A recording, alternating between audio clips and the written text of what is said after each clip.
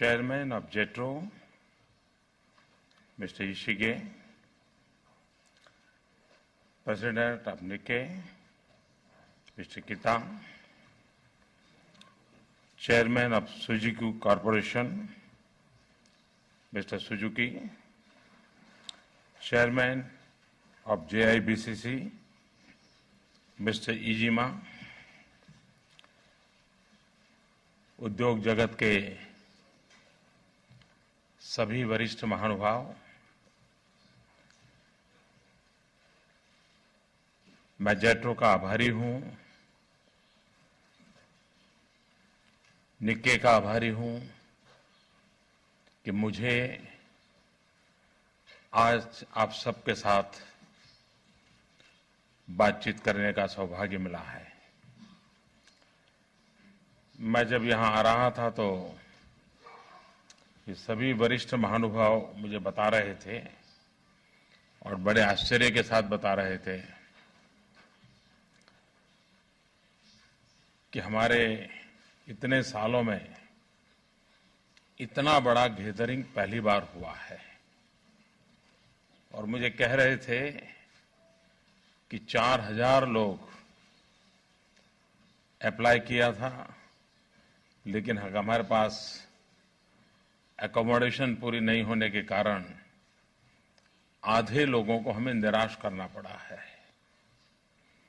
ये इस बात का संकेत है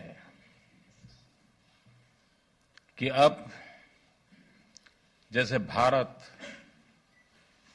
लुक ईस्ट पॉलिसी लेकर के चल रहा है,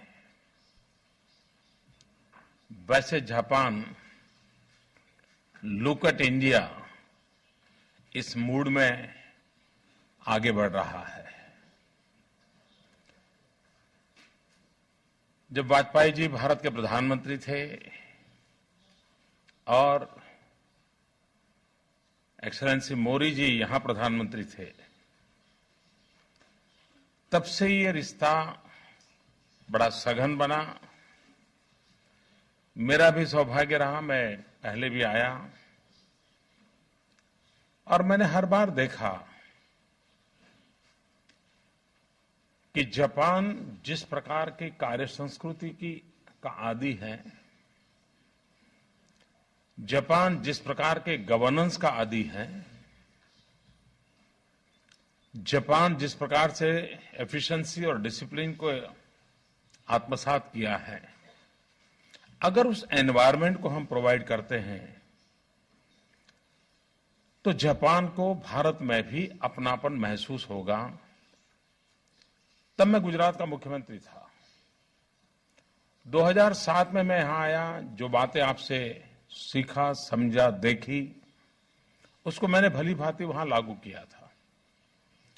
2012 में आया, मैंने दोबारा उसको और बारीकी से देखा, फिर उसको लागू किया और आज परिणाम ये हुआ कि जब मैं भारत के प्रधानमंत्री के रूप में आपके बीच आया हूं, तब मैं आपको विश्वास दिलाने आया हूं कि अगर जापान के बाहर आपको कहीं पर नजर डालनी है तो मुझे नहीं लगता है कि अब आपको इधर उधर देखने की जरूरत है।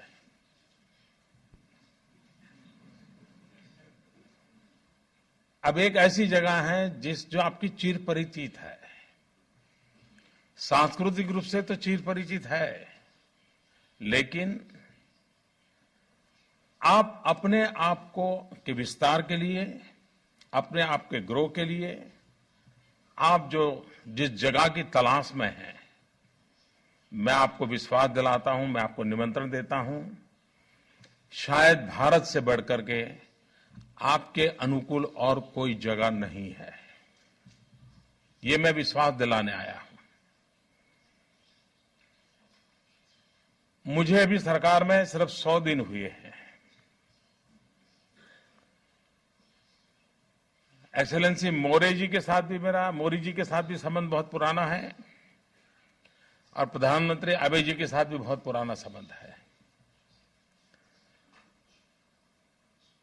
और पिछले 3 दिनों में मैंने देखा है कि जापान का भारत के साथ जुड़ करके अनेक क्षेत्रों में आगे बढ़ने के लिए बहुत सारी संभावनाएं, उसमें हमारा विश्वास पक्का हो गया है। कल का हमारा जॉइंट स्टेटमेंट आपने देखा है।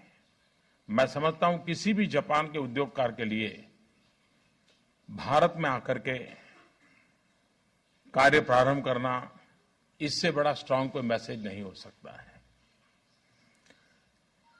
मेरी सरकार बनने के बाद मैंने एक विजन के रूप में लोगों के सामने रखा है, मेक इन इंडिया। मैं छोटा था तो कोई कहता था मेड इन जापान, तो हम लोगों का मन करता था यार कुछ देखने की जरूरत नहीं, किस शहर में बना, किस कंपनी ने बनाया, ले लो। ये प्रतिष्ठा थी। हम मेक इन इंडिया कह रहे हैं, इसका मतलब यह है कि हम एक ऐसा एनवायरनमेंट आपको देना चाहते हैं कि आपकी जो वैश्विक मांग है आपकी प्रोडक्ट की, उस वैश्विक मांग को अगर पूरा करना है तो आज जापान जो कि हाई कॉस्ट मैन्युफैक्चरिंग की ओर चल पड़ा है, आपकी पूरी इकोनॉमी हाई कॉस्ट एंड वाली बनती जा रही है, और इसलिए आपके लिए बहुत अनिवार्य है कि लो कॉस्ट मैन्युफैक्चरिंग की संभावनाएं हो, ईज ऑफ बिजनेस का वातावरण हो, skill quality man power available हो।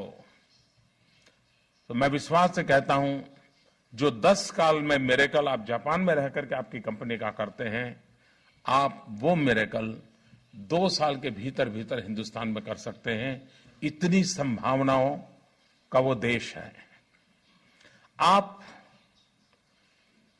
विश्व में अपनी प्रोडक्ट को अगर पहुंचाना चाहते हैं और कॉम्पिटिटिव मार्केट है, अगर विश्व में आप अपनी प्रोडक्ट पहुंचाना चाहते हो तो it's a god gifted location है इंडिया का, कि आप वहीं से, और हमारा बहुत ही वाइब्रेंट सी कोस्ट है, वहीं से आप western part of the world, middle east से लेकर के आगे कहीं पर भी जाना है, मैं समझता हूं इससे बढ़कर के कोई सुविधा नहीं होती है।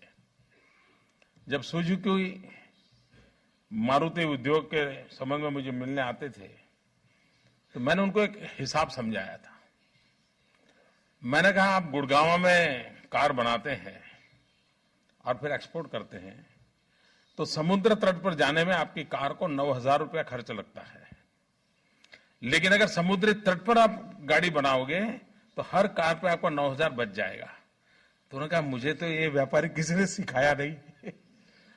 और वो एक बात ऐसी थी कि उनको निर्णय करने में क्लिक कर गई। मैं मानता हूं कि ऐसी सुविधा आज वहां पर है। पिछले दिनों में हमने इतने महत्वपूर्ण निर्णय किए हैं, जैसे डिफेंस के सेक्टर में। एक समय था मेरे यहां इतने सारे रिस्ट्रिक्शन है डिफेंस इक्विपमेंट मैन्युफैक्चरिंग, यानी डिफेंस के लिए अगर हमें जो ट्रक चाहिए तो भी डिफेंस के रूल्स एंड रेगुलेशंस में रिस्ट्रिक्शन पड़े हुए थे। हमने इन 100 दिन के अंदर अंदर करीब 55% ऐसी चीजों को उस सारी कानूनी व्यवस्था से बाहर निकाल दिया, और हमने कहा कि आइए ये सब आप जैसे जनरल कोई भी चीज प्रोडक्ट करते हैं आप कर सकते हैं, और डिफेंस उसको परचेज करेगा। हमारा बहुत बड़ा मार्केट विद इन इंडिया है, और हम डिफेंस मैन्युफैक्चरिंग सेक्टर में अगर आप आते हैं तो मुझे विश्वास है कि आप न सिर्फ भारत की आवश्यकता है, विश्व के अनेक छोटे छोटे देश हैं जिनकी रिक्वायरमेंट को पूरा करने का मैन्युफैक्चरिंग काम आप हिंदुस्तान की धरती पर कर सकते हैं। आपको जानकर के हैरानी होगी, भारत की पहचान सॉफ्टवेयर में है। हमारे टैलेंट, हमारे नौजवान सॉफ्टवेयर के क्षेत्र में एक बहुत बड़ी पहचान बनाई है। आपने हार्डवेयर में अपनी ताकत बनाई है, लेकिन सॉफ्टवेयर हार्डवेयर के बिना अधूरा है। हार्डवेयर सॉफ्टवेयर के बिना अधूरा है, भारत जापान के बिना अधूरा है, जापान भारत के बिना अधूरा है। अगर हार्डवेयर इंडस्ट्री, भारत आपको निमंत्रण देता है, भारत के टैलेंट का सॉफ्टवेयर, आपकी बुद्धिमानी और मेहनत और बिजनेस एक्यूमेंट के कारण तैयार हुआ हार्डवेयर, अगर ये मेलजोल हो जाए, आप विश्व के अंदर एक बहुत बड़ा मिरेकल कर सकते हैं। और मैंने देखा है कि स्मॉल स्केल इंडस्ट्रीज का एक बड़ा नेटवर्क ऐसा है कि जो हार्डवेयर के दिशा में, और भारत अकेला, आज भारत का अपना इंपोर्ट इतना है, हमारा आज सबसे बड़ा इंपोर्ट पेट्रोलियम और ऑयल सेक्टर का है, लेकिन हमारा एक अनुमान है कि 2020 में हमारा सबसे ज्यादा इंपोर्ट इलेक्ट्रॉनिक गुड्स का होने वाला है। आप कल्पना कर सकते हैं कितना बड़ा मार्केट है। क्या जापान का व्यापारी इंतजार करेगा? क्या इतना बड़ा मार्केट आपका इंतजार कर रहा है? अगर आपका वहां लो कॉस्ट मैन्युफैक्चरिंग होता है, आपको एफिशिएंट गवर्नेंस की अनुभूति होती है, मुझे विश्वास से कहता हूं कि आपकी यहां स्थिति बदल जाएगी। आमतौर पर भारत की पहचान ये बन जाती है, भाई छोड़ो यार, वहां रेड टेप है, पता नहीं सरकारी कारोबार में कब गाड़ी चलेगी।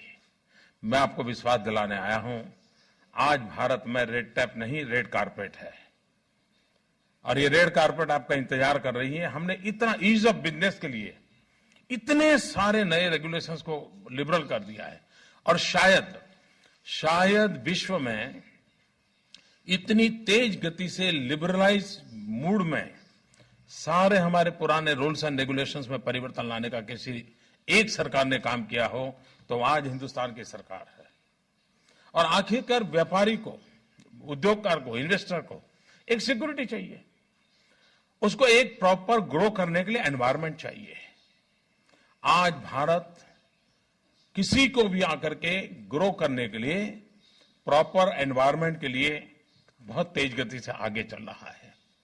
जहां तक इंफ्रास्ट्रक्चर का सवाल है, अब कभी जो भी आज भारत में हमारे साथ काम करते हैं, और जिन्होंने गुजरात में मेरे साथ काम किया है, यहाँ कई उद्योगकार हैं जो उन्होंने मेरे साथ काम किया है, जिस गति से हम इंफ्रास्ट्रक्चर को प्रोवाइड करने के लिए व्यवस्थाएं करते हैं, जिस गति से हम निर्णय करते हैं, मैं नहीं मानता हूं कि आज किसी भी उद्योगकार को उसके लिए कोई कठिनाई हो सकती है। आप कल्पना कर सकते हैं, हिंदुस्तान के आज 50 से अधिक छोटे शहर ऐसे हैं कि जो मेट्रो रेल के लिए कतार में खड़े हैं। 50 शहरों में मेट्रो ट्रेन लगना, यानी इस फील्ड में काम करने वाले लोगों के लिए किसी एक देश में इतना बड़ा बिजनेस कभी सोचा है आपने? इतना बड़ा बिजनेस अवेलेबल है, आप कितना सारा काम वहां पर कर सकते हैं।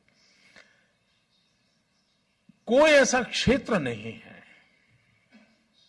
और खास करके हम एसएमईज को प्रोत्साहन देना चाहते हैं, स्मॉल स्केल इंडस्ट्रीज को हम इनवाइट करना चाहते हैं, ताकि जॉब क्रिएशन भी हो, मास स्केल पर प्रोडक्शन भी हो, और एक ऐसी कंपटीशन हेल्दी हो जिसके कारण क्वालिटी प्रोडक्शन पर बल मिले। और इसलिए मैं आप सबसे आग्रह करने आया हूं कि आप आइए,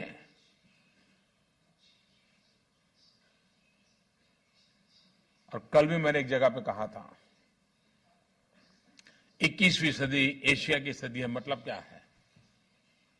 इसका मतलब ये है कि विश्व की आर्थिक गतिविधि का केंद्र ये बनने वाला है। विश्व की आर्थिक गतिविधि का केंद्र बनने वाला है, तो वो कहां बनेगा? मैं देख रहा हूं आज विश्व के लोगों को 3 बातों के लिए शायद कोई एक जगह पर अपॉर्चुनिटी हो, वैसी विश्व में कोई जगह नहीं है। एक स्थान पर 3 अपॉर्चुनिटी, एक डेमोक्रेसी, दूसरा डेमोग्राफी, तीसरा डिमांड। ये एक ही जगह ऐसी है जहां डेमोक्रेसी है, जहां पर डिमांड है, और जहां पर 65% पॉपुलेशन बिलो 35 एज ग्रुप की है, डेमोग्राफिक डिवीजन। तीनों जगह बातें एक स्थान पर वैसे विश्व में एक भी जगह नहीं। और democracy safety, security and justice की गारंटी देती है। और आखिरकार बाहर के व्यक्ति को ये चीजें चाहिए जो हम प्रोवाइड करते हैं।